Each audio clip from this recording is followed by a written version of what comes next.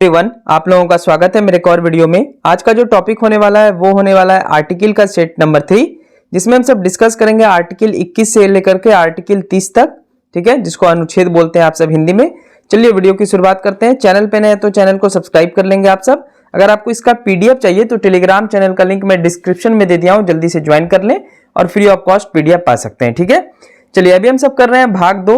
भाग 2 आता है अनुच्छेद 12 से लेकर के 35 तक, जो कि मौलिक अधिकार है, जिसको मूल अधिकार भी हम सब बोलते हैं।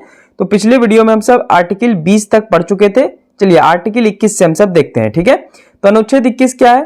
किसी व्यक्ति को उसके प्राण या दैहिक स्वतंत्रता से विधि द्वारा स्थापित प्रक्रिया के अनुसार ही वंचित किया जाएगा, अन्यथा नहीं। ठीक है, सर्वोच्च न्यायालय ने मेनका गांधी बनाम भारत संघ 1978 मामले में कहा, किसी व्यक्ति को उसके प्राण एवं दैहिक स्वतंत्रता से वंचित किए जाने के संबंधी प्रक्रिया उचित और युक्ति संगत होनी चाहिए। ठीक है, ज्ञान कौर बनाम स्टेट ऑफ पंजाब 1996 में एक मामला आया था, जिसमें सर्वोच्च न्यायालय ने अनुच्छेद 21 के अंतर्गत जीवन के अधिकार में मृत्यु के अधिकार को शामिल नहीं किया। यानी हमारी कंट्री में मृत्यु यानी आत्महत्या करने का जो है प्राण या दैहिक स्वतंत्रता का अधिकार नहीं है। ठीक है, याद रखेंगे आप सब। कोई कोई कंट्री जो है वो ये रखा है, जैसे आई थिंक हम पढ़ रहे थे एक बार कि आयरलैंड जो है वो वहां पे शायद मे भी आप सब चेक कर लीजिएगा, वहां पे आत्महत्या करने का संवैधानिक छूट है। ठीक है, लेकिन हम सबके यहाँ पे नहीं है। तो आर्टिकल 21 यही करता है कि आपको वंचित रखा जाएगा, लेकिन अगर आप कानूनी रूप से हैं, मतलब अगर आपको फांसी की सजा सुनाई गई है तो फिर तो आपको फांसी होगी, वहां पे आपको वंचित थोड़ी किया जाएगा। ठीक है, लेकिन ऐसे आप खुद से ही अगर आप आत्महत्या करते हैं तो वो एक क्राइम माना जाएगा। ठीक है, तो ये बात आई होप कि आप सब समझ गए होंगे। मैं आसान लैंग्वेज में पढ़ाना पसंद करता हूं, आई होप समझते होंगे आप सब। ठीक है, इस आर्टिकल का एक सेक्शन ऐड किया गया है अनुच्छेद 21 को, बहुत ही महत्वपूर्ण है, बहुत बार एग्जाम में आया है। तो 86वां संविधान संशोधन अधिनियम 2002 द्वारा शिक्षा के अधिकार को मूल अधिकार बनाया गया। इसके अनुसार राज्य जो है 6 वर्ष की आयु से 14 वर्ष की आयु तक सभी बच्चों को निःशुल्क और अनिवार्य शिक्षा उपलब्ध कराएगा, जैसा कि गवर्नमेंट स्कूल में होता है। ठीक है, तो ये कौन से आर्टिकल में आया? तो अनुच्छेद 21 को, बहुत बार एग्जाम में आया है, इसलिए इसको मैं लिख दिया हूं। ठीक है, चलिए नेक्स्ट आर्टिकल देखते हैं। आर्टिकल 22 क्या है? तो कुछ दशाओं में गिरफ्तारी और निरोध से संरक्षण करता है ये। चलिए इसको समझते हैं। देखिए अनुच्छेद 22 में 2 भाग है। ए नंबर क्या है? जब कोई व्यक्ति साधारण कानून के तहत गिरफ्तार किया जाता है, तो मतलब किसी व्यक्ति को नॉर्मल कोई चोरी किया है तो उसको गिरफ्तार कर लिए हम सब। ठीक है, तो उसे गिरफ्तार करने के आधार एवं कारणों से परिचित कराया जाएगा। मतलब ऐसा नहीं कि आप जाएंगे किसी को रोड चलते उठा लेंगे, ये रॉलेट एक्ट थोड़ी चल रहा है। ठीक है, समझ में आ रहा होगा आप सबको। इसमें क्या बोला गया है कि जिस भी व्यक्ति को आप अरेस्ट कर रहे हैं उसको ये बताना अनिवार्य है कि आप क्या काम किए हैं, क्या गलत काम किए हैं। ठीक है, जिसके आधार पर उन्हें गिरफ्तार किया गया है। दूसरा है, उसे अपनी रुचि की विधि व्यवसाय से परामर्श करने और प्रतिरक्षा करने के अधिकार से वंचित नहीं किया जाएगा। अगर उसको लगता है कि वो निर्दोष है तो वो वकील कर सकता है, वकील हायर कर सकता है और जज के सामने डिबेट करवा सकता है। ठीक है, वो उसको अधिकार दिया है आर्टिकल 22।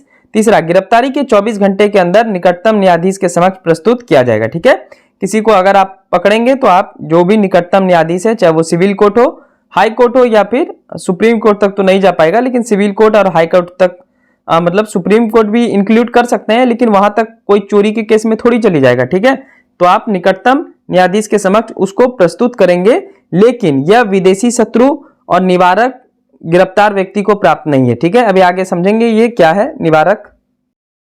चलिए इसका दूसरा देखिए, बी नंबर, निवारक निरोध से संबंधित प्रावधानों का उल्लेख करता है जब उन व्यक्तियों को सुरक्षा प्रदान करता है जिन्हें दंड विषयक कानून के अंतर्गत गिरफ्तार किया गया है। ठीक है, किसी को अगर दंड विषयक कानून के अंतर्गत गिरफ्तार किया जाएगा तब उसके लिए क्या क्लाउजेस हो सकते हैं? तो पहला देखिए, निवारक निरोध के अंतर्गत किसी व्यक्ति को 3 माह से अधिक के लिए निरोध नहीं किया जाएगा। 3 माह से अधिक समय तक आप नजरबंद नहीं कर सकते हैं। 3 माह से अधिक समय तक रखने के लिए सलाहकार बोर्ड की संस्तुति अनिवार्य है। अगर आप 3 माह से उस व्यक्ति को अधिक समय तक रखना चाहते हैं कस्टडी में, तो आपको सलाहकार बोर्ड की जरूरत होगी। और सलाहकार बोर्ड का गठन उच्च न्यायालय के वर्तमान अथवा भूतपूर्व न्यायाधीश अथवा समकक्ष योग्यता रखने वाले व्यक्तियों से मिलकर होता है। और जब ये अपना देगा कि आपको 3 माह से अधिक रखना है कि नहीं रखना है गिरफ्तारी, या आप इसको अभी छोड़ सकते हैं, ये कौन देगा, कौन परमिशन देगा? तो सलाहकार बोर्ड। और इस सलाहकार बोर्ड का जो गठन होगा उसमें हाई कोर्ट के जज रहेंगे या भूतपूर्व जज रहेंगे। ठीक है, तो उनके द्वारा मिलकर एक कमेटी तैयार की जाएगी, जिससे कि वो बताएगा कि जो भी व्यक्ति दंड विषयक कानून के अंतर्गत गिरफ्तार किया गया है उसको 3 माह से अधिक समय तक गिरफ्तार रखना है या नहीं रखना है। ठीक है, तो अनुच्छेद 22 में 2 भाग था, हम सब दोनों देख लिए। आर्टिकल 23 क्या है, अनुच्छेद 23 क्या है? यह अनुच्छेद मानव दुर्व्यापार, बलात् श्रम यानी बेगार और इसी प्रकार के अन्य बलात् श्रम पर रोक लगाता है। यानी इसको आप इस प्रकार से समझ सकते हैं, मैं शुद्ध हिंदी में लिख दिया हूं। पुरुष, महिला और बच्चों की वस्तु के समान खरीद बिक्री बहुत जगह होता है। महिलाओं और बच्चों को अनैतिक व्यापार, इसमें वेश्यावृत्ति भी शामिल होता है। तीसरा है देवदासी और चौथा है दास यानी लेबर। आप जबरदस्ती किसी को भी आप ये काम के लिए मजबूर नहीं कर सकते हैं। इसको अनुच्छेद 23 के अंतर्गत वर्जित माना गया है। इसके लिए दंड का भी नियम है। इस तरह के कृतज्ञों पर दंडित करने के लिए संसद ने अनैतिक निवारण अधिनियम 1956 बनाया है। ठीक है, इसके तहत आपको कंपलसरी रूप से दंड दिया जाएगा अगर आप ये सब करते हैं। पुरुष, महिला और बच्चों की वस्तु के समान खरीद बिक्री करते हैं, वैश्यावृत्ति में है, देवदासी हैं और दास हैं। ठीक है, आई होप कि आप समझ गए होंगे मैं क्या कहना चाह रहा हूं। चलिए नेक्स्ट आर्टिकल 24 क्या है? किसी भी फैक्ट्री, खान अथवा अन्य संकट वाली गतिविधियों तथा निर्माण कार्य अथवा रेलवे में 14 वर्ष से कम उम्र के बच्चों के नियोजन का प्रतिषेध करता है यह अनुच्छेद। यानी आप अगर 14 वर्ष से कम है तो आप इन सब 14 वर्ष से कम उम्र के बच्चों को फैक्ट्री या किसी खान में, कोयले की खान हो जाए, हीरा की खान हो जाए या कोई ऐसा जगह पे जहां निर्माण हो रहा है, ऐसे गतिविधि में आप उसको काम नहीं करवा सकते हैं। यह अनुच्छेद 24 के तहत निषेध है। ठीक है, यह प्रतिषेध किसी नुकसान न पहुंचाने वाले अथवा निर्दोष कार्यों में नियोजन का प्रतिषेध नहीं करता है। ठीक है, यानी आर्टिकल 24 आई होप समझ गए होंगे कि 14 वर्ष से कम उम्र के बच्चों को आपको फैक्ट्री, कारखाना, ठीक है, किसी भी कोयले के खान में या फिर कोई भी निर्माण कार्य में, रेलवे में, इन सब में सेवाएं प्रदान नहीं कर सकता है। अगर आप करवाते हैं तो इसके तहत दंडित किया जा सकता है। यही बोलता है आर्टिकल 24। बच्चों को प्रोटेक्ट करने के लिए कुछ अधिनियम पास हुए थे, ये एक बार आप जरूर ध्यान में रखिए, ऑब्जेक्टिव में पूछा जा सकता है। ठीक है, जैसे बाल श्रम प्रतिषेध और नियमन अधिनियम 1986, दूसरा है बालक नियोजन अधिनियम 1938, तीसरा है कारखाना अधिनियम, बहुत बार एग्जाम में आया है, 1948, चौथा है खान अधिनियम 1952, पांचवा है वाणिज्य पोत परिवहन अधिनियम 1958, छठा है बगान श्रम अधिनियम 1951, सातवां है मोटर परिवहन कर्मकार अधिनियम 1951, आठवां है आपका प्रशिक्षु अधिनियम 1961, नौवां है बीड़ी तथा सिगार कर्मकार अधिनियम 1966। तो ये सारा अधिनियम आप याद रखेंगे एक बार, बस ईयर और कौन सा अधिनियम है ये याद रखना है। ठीक है, ये सब बच्चों के संरक्षण यानी बच्चों को प्रोटेक्ट करता है। कोई भी ऐसे काम में जहां पे निर्माण कार्य हो रहा है तो छोटे बच्चे यानी जिसका उम्र 14 वर्ष से कम है उसको प्रोटेक्शन करता है ये सारा अधिनियम। आर्टिकल 25 क्या है? अंतःकरण की ओर धर्म के अबाध रूप से मानने, आचरण और प्रचार करने की स्वतंत्रता देता है अनुच्छेद 25। पहला देखिए, अंतःकरण की स्वतंत्रता क्या है? किसी भी व्यक्ति को भगवान या उनके रूपों के साथ अपने ढंग से संबंध स्थापित करने की स्वतंत्रता है। यानी प्रत्येक व्यक्ति अपने हिसाब से भगवान की पूजा कर सकता है, किसी भी धर्म को रोका नहीं जाएगा। ठीक है, दूसरा मानने का अधिकार, अपने धार्मिक विश्वास और आस्था की सार्वजनिक और बिना भय की घोषणा करने का अधिकार है। यानी जो भी पूर्वज द्वारा किया गया है आप उसको बिना भय के मान सकते हैं। ठीक है, मतलब क्या बोल रहा है कि धार्मिक विश्वास यानी किसी भी व्यक्ति को किसी चीज में विश्वास है तो उसको सरकार नहीं रोकेगी।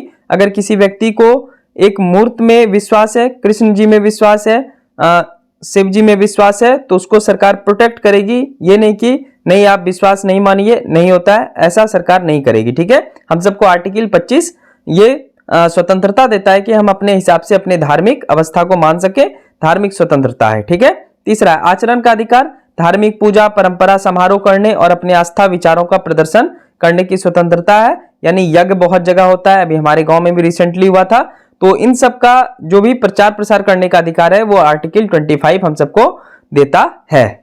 चलिए आर्टिकल 26 क्या है समझते हैं हम सब। धार्मिक कार्यों के प्रबंधन की स्वतंत्रता, आर्टिकल 26 के तहत निम्न अधिकार प्राप्त है। देखिए क्या क्या है। पहला, धार्मिक एवं मूर्त परियोजनाओं के लिए संस्थाओं का निर्माण कर सकते हैं। आप किसी भी संस्था का निर्माण कर सकते हैं धार्मिक कार्य के लिए या मूर्त परियोजना के लिए। ठीक है, जैसे सरस्वती पूजा होता है, दुर्गा पूजा होता है। ठीक है, तो बहुत सारा आप संस्था देखते होंगे, बहुत सारा चंदा जुटाती है, तो इन सब का छूट है आर्टिकल 26 के तहत। दूसरा है अपने धर्म विषयक कार्यों का प्रबंधन करने का अधिकार भी आपको है। तीसरा है संपत्ति के अर्जन और स्वामित्व का अधिकार जनसंगम के तौर पर है। यानी अगर आप जनसभा करके, जैसे यज्ञ में क्या होता है ना कि बहुत ज्यादा पैसा खर्च होता है तो बहुत सारे लोग चंदा इकट्ठा करते हैं, तो उसका वो आप कर सकते हैं, आपकी स्वतंत्रता है। हाँ, ये आप नहीं कर सकते हैं जबरदस्ती कि आप हमको 5,000 रुपया दीजिए या 10,000 रुपया दीजिए। लोग स्वेच्छा से जो देगा वो आप रखिए, लेकिन आप मांग सकते हैं, वो आपका अधिकार है। चौथा, ऐसी संपत्ति का विधि के अनुसार प्रशासन करने का अधिकार भी आपको है। ठीक है, तो आर्टिकल 26 आई होप समझ में आ गया। इसमें मेनली धार्मिक कार्यों के लिए जो मैनेजमेंट किया जाता है उसकी स्वतंत्रता की बात की गई है आर्टिकल 26 में, उसकी फ्रीडम की बात की गई है। चलिए अनुच्छेद 27 क्या है? किसी भी व्यक्ति को किसी विशिष्ट धर्म या धार्मिक संप्रदाय की अभिवृद्धि या पोषण में व्यय करने के लिए करों के संदाय हेतु बाध्य नहीं किया जाएगा। राजकर के रूप में एकत्रित धन को किसी विशिष्ट धार्मिक उत्थान एवं रख रखाव के लिए व्यय नहीं किया जाएगा। यानी राज्य जो भी टैक्सेस लेती है उस टैक्सेस का यूज धार्मिक कार्य में नहीं होगा। आप शुल्क ले सकते हैं, जैसे कि आप जानते होंगे चंदा लिया जाता है, शुल्क लिया जाता है, तो वो आप ले सकते हैं। आपकी सुख सुविधा के लिए ही शुल्क लिया जाता है कि आपके लिए सुविधा प्रदान किया जाएगा। जैसे शुल्क लेकर के एसी, पंखा, बहुत सारा बड़ा बड़ा संस्था काम करता है इसके पीछे, तो वो सब शुल्क है। ये नहीं कि राज्य इसके ऊपर खर्च करेगी। समझ में आ रहा है आप सबको? राज्य के टैक्सेस से आप धार्मिक संप्रदाय में आप नहीं जुड़ सकते हैं। ठीक है, किसी विशिष्ट धर्म में राज का कर का यूज नहीं होगा। आप शुल्क ले सकते हैं जो कि आम आदमी देता भी है, अपने हिसाब से देता है, 101, 151 इस प्रकार से तो देता ही, आप सबको पता है। तो इसी को बोलते हैं अनुच्छेद 27। यानी यहाँ पे टैक्सेस के अंतर्गत धार्मिक कार्यों को नहीं किया जाएगा, लेकिन आप शुल्क के रूप में कर सकते हैं। ठीक है, चलिए आर्टिकल 28 समझने का प्रयास करेंगे, बहुत इंटरेस्टिंग है। कुछ शिक्षण संस्थानों में धार्मिक शिक्षा या धार्मिक उपासना में उपस्थित होने के बारे में स्वतंत्रता है। यानी देखिए, जैसे कि मदरसा होता है, जैसे कि आरएसएस की संस्था है, तो वहां पे आप धार्मिक स्वतंत्रता है, वहां पे धर्म के बारे में सिखाया जाएगा, तो आपको उपस्थित होने की स्वतंत्रता है, कोई भी दिक्कत नहीं है। ठीक है, लेकिन राजनिधि से पूर्णतः पोषित किसी शिक्षण संस्थानों में कोई धार्मिक शिक्षा ना दी जाए। इसका मतलब क्या हुआ कि जो भी गवर्नमेंट स्कूल है वहां पे राजनिधि है, वहां से राज्य द्वारा पोषित किया जाता है, राज्य द्वारा भरण पोषण उस शिक्षण संस्था का किया जाता है, तो वहां पे कोई भी धार्मिक शिक्षा नहीं दी जाएगी। वहां पे सब लोग आएंगे, सब धर्म के लोग आएंगे और सिर्फ सिलेबस का पढ़ाई होगा। ठीक है, आई होप कि समझ गए होंगे। हालांकि यह व्यवस्था उन संस्थाओं में लागू नहीं होता है जिसका प्रशासन तो राज्य कर रहा है, लेकिन उसकी स्थापना किसी न्यास के अधीन हुई है। देखिए, कोई भी स्कूल जो भी है वो तो किसी प्रशासन के अंतर्गत ही आएगा, लेकिन अगर कोई अलग से स्थापना किया है उसका, तो जहां पे राज्य प्रशासन तो कर रही है लेकिन उसका भरण पोषण नहीं कर रही है, तो उस संस्था पे लागू नहीं होता है ये चीज। ठीक है, तो वहां पे आप जाकर के धार्मिक स्वतंत्रता के बारे में सीख सकते हैं। ठीक है, यानी अगर कोई धर्म के बारे में बता रहा है तो वहां पे आपकी उपस्थिति होने की आपको स्वतंत्रता है, ऐसा आर्टिकल 28 कह रहा है, मैं बिल्कुल नहीं कह रहा हूं। यहां तक था आर्टिकल 28 तक, 25 से धार्मिक से रिलेटेड। चलिए अनुच्छेद 29 क्या है? अल्पसंख्यक के हितों का संरक्षण। यानी वैसी लोग जिसका संख्या कम है उनके हितों का संरक्षण करता है आर्टिकल 29। भारत के किसी भी भाग में रहने वाले नागरिकों के किसी भी अनुभाग को, जैसे कि उसकी भाषा, बोली, लिपि, संस्कृति को सुरक्षित रखने का अधिकार है, आर्टिकल 29 करता है। पहली व्यवस्था एक समूह के अधिकारों की रक्षा करता है और दूसरी व्यवस्था नागरिक के व्यक्तिगत सम्मान की रक्षा करता है। इसका मतलब ये हो गया कि अल्पसंख्यक समुदाय के जितने भी लोग हैं, जिनका मतलब जनसंख्या कम है, उन्हीं को अल्पसंख्यक बोलते हैं, माइनॉरिटी जिसको बोला जाता है, तो उनका जितना भी संस्कृति है, उनका जो भी भाषा है, उनका जो भी लिपि है, उसको प्रोटेक्ट करता है आर्टिकल 29। ठीक है, चलिए आज के वीडियो का आखिरी आर्टिकल अनुच्छेद 30 क्या है? शिक्षण संस्थानों की स्थापना और प्रशासन करने का अल्पसंख्यक वर्गों का अधिकार। यहाँ पे भी अल्पसंख्यक वर्गों के बारे में बताया गया, उनके अधिकारों की चर्चा की गई है। क्या चर्चा की गई है, चलिए समझते हैं। अल्पसंख्यकों चाहे धार्मिक हो या भाषाई आधार पर निम्नलिखित अधिकार प्रदान करता है। पहला, सभी अल्पसंख्यकों वर्गों को अपनी रुचि की शिक्षण संस्था की स्थापना और प्रशासन का अधिकार देता है। वो अपने हिसाब से शिक्षण संस्थानों की स्थापना कर सकते हैं। उसके बाद राज्य आर्थिक सहायता में अल्पसंख्यकों द्वारा प्रतिबंधित स्थान में विभेद नहीं करेगा। ठीक है, अल्पसंख्यक शब्द जो है संविधान के में परिभाषित नहीं किया गया है, यानी मेनली अनुच्छेद 30 जो है इसमें यह बताया गया है कि अल्पसंख्यक समुदाय के जो भी लोग हैं वो अपने हिसाब से शिक्षक संस्थानों की स्थापना कर सकते हैं, प्रशासन का अधिकार अपने हिसाब से सेलेक्ट कर सकते हैं। ठीक है, तो इसी को बोलते हैं आर्टिकल 30। तो चलिए आज 10 आर्टिकल हम सब देख लिए, ऐसे हम सब डिटेल में करेंगे सारा आर्टिकल, ताकि सारा आर्टिकल जो भी आप पढ़ रहे हैं वो पूरा फिनिश हो जाए अच्छे ढंग से, और यहां से कोई भी मल्टीपल चॉइस क्वेश्चन भी मिलेगा या स्टेटमेंट वाला भी क्वेश्चन मिलेगा तो आप एबल रहेंगे इसको अच्छे ढंग से हल करने के लिए। ठीक है, इसलिए मैं सारा क्लाउज बताकर साथ साथ चल रहा हूं, ये नहीं कि वन लाइनर मैं पढ़ाकर निकल जाऊं। अगर वन लाइनर पढ़ाऊं तो 5 मिनट में लगभग हमको लगता है 20 आर्टिकल पढ़ा दूंगा, लेकिन उससे कोई फायदा होने वाला है नहीं। ऐसा क्वेश्चन बीपीएससी नहीं करेगी, इवन बीएसएससी एग्जाम भी नहीं करेगी। ठीक है, चलिए मिलते हैं नेक्स्ट वीडियो में। अभी भी 5 आर्टिकल मौलिक अधिकार का बचा हुआ है, फिर हम सब पढ़ेंगे नीति निर्देशक स्वत्व, वो सब हम सब बाद में समझेंगे। तब तक चैनल को सब्सक्राइब कर लेंगे। पीडीएफ के लिए आप टेलीग्राम चैनल का लिंक डिस्क्रिप्शन में होगा, जल्दी से ज्वाइन कर लें और फ्री ऑफ कॉस्ट पीडीएफ पा सकते हैं। मिलते हैं नेक्स्ट वीडियो में। Thank you so much.